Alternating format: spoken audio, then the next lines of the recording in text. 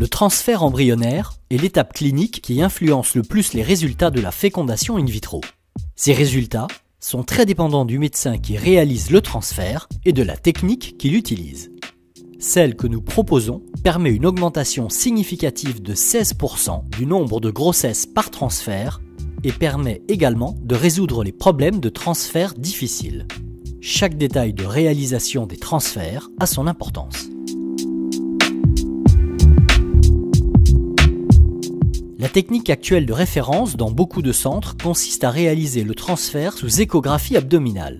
L'équipe du centre de fertilité du groupe hospitalier Diaconesse Croix Saint-Simon à Paris propose maintenant un contrôle du geste sous échographie vaginale qui, grâce à une plus grande précision du dépôt embryonnaire, augmente les taux de grossesse obtenus.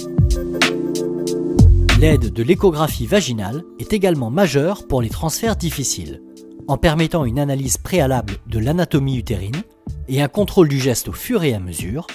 Elle aboutit à un taux de grossesse identique à ceux des transferts simples.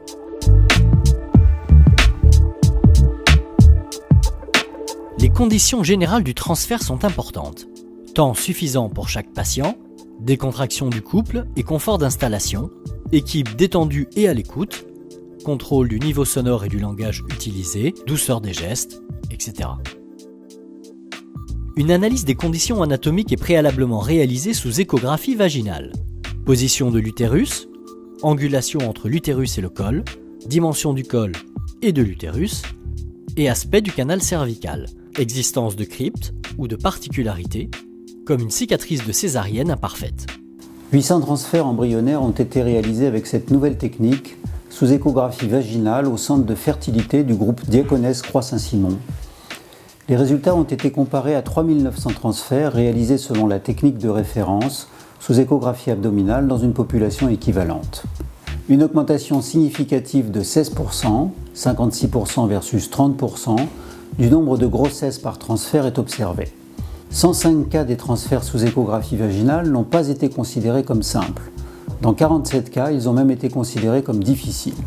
Pour ces patientes, tous les transferts ont été au final possibles, dans des bonnes conditions, et les résultats en termes de grossesse ne sont pas différents de ceux des patientes ayant eu un transfert simple. L'étape du transfert en fécondation in vitro est la plus importante pour la partie clinique. Le contrôle de tous les détails de réalisation de ces transferts embryonnaires fait la différence en termes de grossesse obtenue. Les progrès de l'imagerie font de l'échographie vaginale la référence en gynécologie. Il nous est apparu logique que cette technique soit utilisée pour les transferts embryonnaires. L'échographie vaginale permet une analyse préalable au transfert des conditions anatomiques et la personnalisation du geste de transfert. Remplissage de la vessie, type de cathéter, utilisation de relaxants ou d'antispasmodiques. Elle permet un contrôle visuel complet de la réalisation du geste, particulièrement utile en cas de transfert difficile. Elle permet enfin un dépôt très précis et atraumatique des embryons, ce qui explique probablement l'augmentation des résultats constatés.